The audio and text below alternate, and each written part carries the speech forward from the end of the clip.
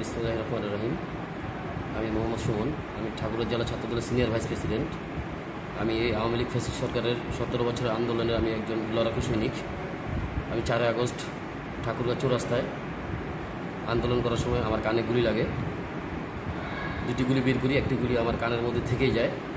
সেই গুলিটি আমার ইনফেকশন করে আছে গত 8-10 দিন ধরে। মাথা ব্যথা করতেছে, জ্বর আসতেছে। আমি ঠাকুরগাঁও সদর হাসপাতাল নাক কান গলার ডাক্তার দেখাই। দেখার পরে সে আমাকে গুলি বার করার জন্য আমাকে আজকে ডেট দেয়। আজকে ডেটে আমি হাসপাতালে আসি। আমার কিছুক্ষণ আগে আমার সার্জারি করা হয়েছে, আমার গুলি বের করা হয়েছে। সবাই আমার জন্য দোয়া করবেন। দেশবাসীর কাছে আসসালামু আলাইকুম।